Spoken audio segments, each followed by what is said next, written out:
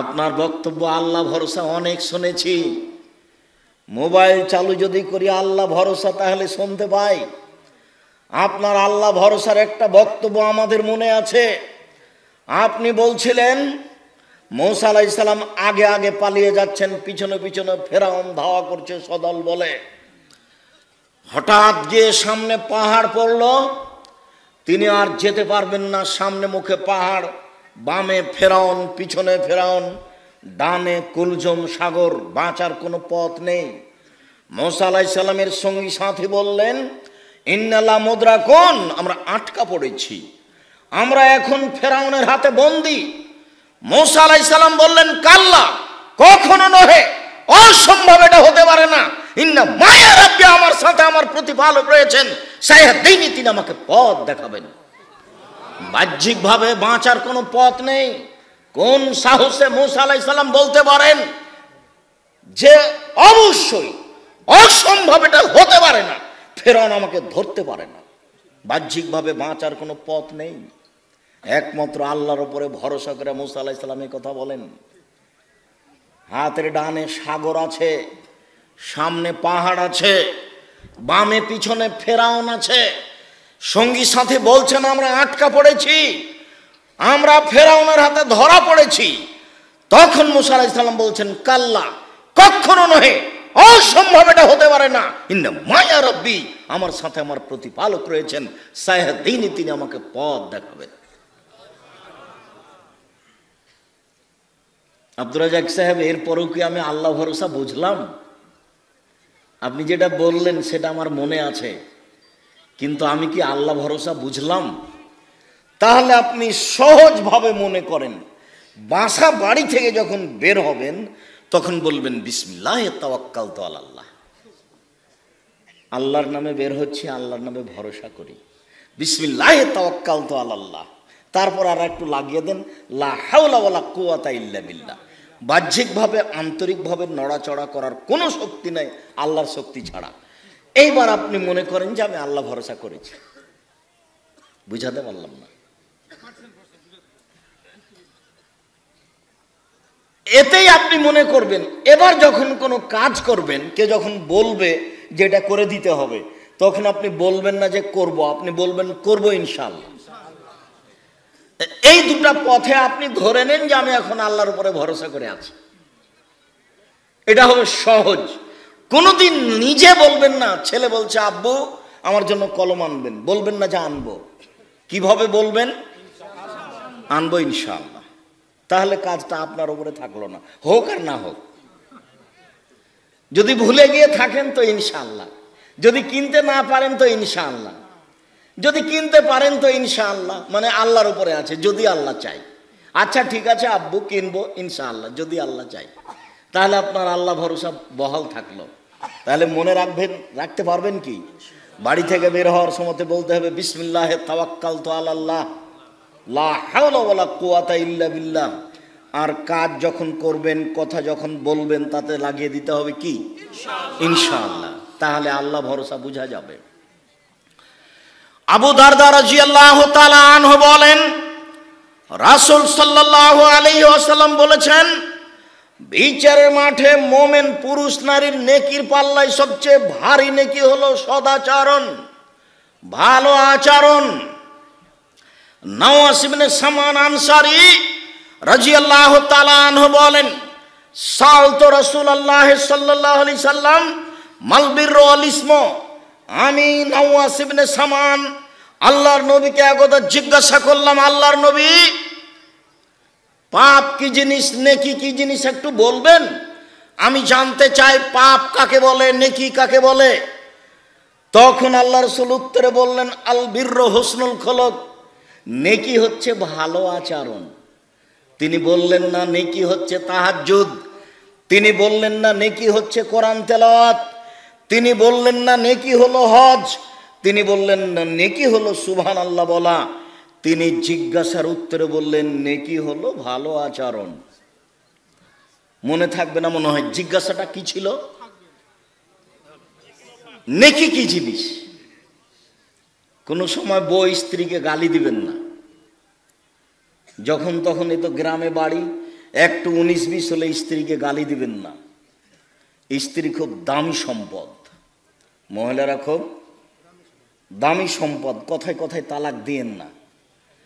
আর ভুলেও কোনোদিন বইয়ের নামে অ্যাকাউন্ট খুলে বিদেশে যাবেন না। বাপের সাথে গন্ডগোল হয়েছে হোক, অ্যাকাউন্ট বাপের নামে খুলতে হবে। স্ত্রীর নামে যদি অ্যাকাউন্ট খুলে বাইরে যান, স্ত্রী আপনার যতই ভালোবাসার বস্তু হোক না কেন, কয়দিন পরে সবটি টাকা নিয়ে চলে যাবে। যত জিজ্ঞাসা আছে আমার কাছে, তার শতকরা 30% জিজ্ঞাসা এটা আছে। এ কাজ ভুলেও করবেন না। সদাচরণ পাওয়ার সবচেয়ে পৃথিবীতে বড় হকদার বাপ মা। বাপ মায়ের সাথে ঝগড়াঝাঁটি ঝামেলা আছে, কথাই ঠিক।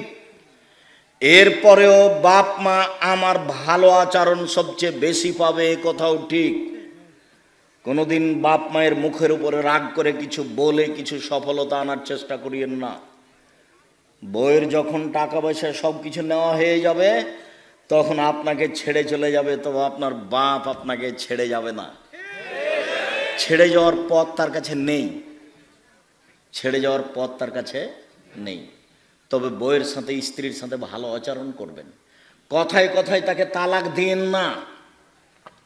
তালাক হলো মোলা তুলে খাওয়ার মতন, মানে তুললে গাছটা শেষ, আর শাক যদি উঠিয়ে উঠিয়ে খান তাহলে গাছটা আছে এখনো। তালাক মানে দিলেই শেষ, রাগ করে যদি আর একবার দেন তাহলে শেষ, এটা নিয়ে আর কোনো কথা নেই।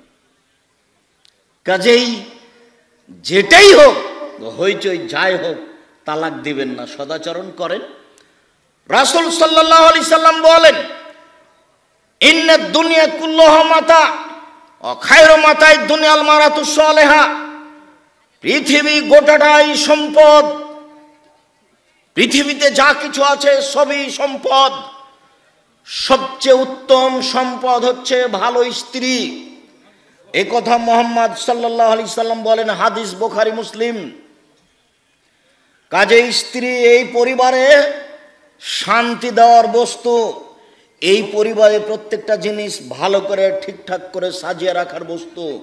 ওই পারে সব কিছু ঠিক করে সাজিয়ে রাখতে। ওর অত অভিমান নিয়ে বিবেচনা করবেন না, ওকে ভালোবাসার চেষ্টা করবেন। মহান আল্লাহ বলেন, আমিন আয়াতিহান খালাকালাকুম মিন আজওয়াজিকুম লিতাসকুনু ইলাইহা। আল্লাহর একটা বড় নিদর্শন যে আমি তোমাদের মধ্য থেকে তোমাদের স্ত্রীদেরকে সৃষ্টি করেছি, যাতে করে তোমরা সেখানে শান্তি তৃপ্তি পাও। শান্তি তৃপ্তির বস্তু হচ্ছে স্ত্রী। মারলে শান্তি তৃপ্তি থাকে না, গালি দিলে শান্তি তৃপ্তি থাকে না, ঝগড়াঝাঁটি করলে শান্তি তৃপ্তি থাকে না। ধৈর্যের পরিচয় দিয়ে চলতে হয়। আপনাকে একটা দৃষ্টান্ত দেখায় আমি। আল্লাহ রাসূল এক স্ত্রীর কাছে ছিলেন, আয়েশার কাছেই ছিলেন। অন্য এক স্ত্রী একটু তরকারি দিয়ে পাঠালছে বাটিতে করে। তো বাটিতে দেওয়াটা আয়েশা রাদিয়াল্লাহু তাআলা না সহ্য করেননি। ওই কাজের মেয়ের হাতে বাড়ি দিয়ে বাটিটা ফেলে ভেঙে দিয়েছে, তরকারিও পড়ে গেছে। তা আল্লাহ রাসূল আয়েশাকে মুখ দিয়ে কিছু বললেন এটা বোঝা গেল না। আয়েশা বাটিটাকে তিনি উঠিয়ে জোড়া লাগালেন, জোড়া লাগিয়ে বাটি রেখে দিলেন। আর একটা আয়েশা রাদিয়াল্লাহু তাআলা নতুন বাটি একটু কিছু তরকারি দিয়ে পাল্টা ফিরিয়ে দিলেন, তিনি তাকে কিছু বললেন না। আপনি তো হলেন এই তো দাঁত ভেঙে দেবো, কি মনে হচ্ছে? মুখখানটা বন্ধ রাখবেন। স্ত্রীর সাথে খারাপ আচরণ করিয়েন না, সংসার সুন্দর হবে না।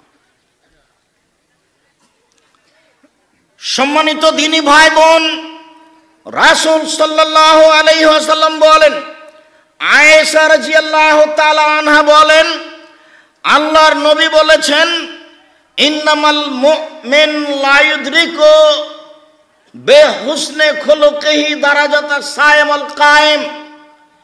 মানুষ তাহাজ্জুদ পড়ে যত নেকি পায়, মানুষ দিনে নফল রোজা সিয়াম পালন করে যত নেকি পায়, মানুষ ভালো আচরণে তত নেকি পায়। মানুষ তাহাজ্জুদ পড়ে যত নেকি পায়, মানুষ নফল সিয়াম রোজা থেকে যত নেকি পায়, মানুষ মানুষের সাথে ভালো আচরণ করে তত নেকি পায়। হাদিস বুখারী মুসলিম এ কথা মুহাম্মদ সাল্লাল্লাহু আলাইহি সাল্লাম বলেন। আব্দুল্লাহ ইবনে আমর রাদিয়াল্লাহু তাআলা আনহু বলেন, আরবাউন, চারটা জিনিস, এজা কুন্না ফিকা ফালা আলাইকা মা ফাতাকা বিনাদ দুনিয়া। চারটা জিনিস আছে যখন তোমার ভিতর, চারটা জিনিস আছে যখন সব কিছুই আছে তোমার, চারটা জিনিস নেই যার কোনো কিছু নেই তার, চারটা জিনিস নেই যার কোনো কিছু নেই তার, চারটা জিনিস আছে যার সব কিছু আছে তার। এক, হুসনু খালিকাতিন, ভালো আচরণ। চারটা জিনিসের একটা কি? ভালো আচরণ। আব্দুর রাজ্জাক সাহেব বাকি তিনটাও বলে রাখেন। দুই, হিফজ আমানাতিন, আমানতের রক্ষা। আপনি মেম্বার 10-এর পয়সা আপনার কাছে এসেছে, খুব সাবধান। আপনি গ্রাম্য সর্দার, টাকা পয়সা আপনার কাছে আছে, মসজিদের টাকা আছে, খুব সাবধান। হিফজ আমানাতিন, আমানতের রক্ষা। আপনি প্রিন্সিপাল, ছেলেদের সরকারের টাকা আপনার কাছে আছে, খবরদার ওই টাকা দিয়ে বড় মাছ কিনে দেখাবেন না আমি ধনী।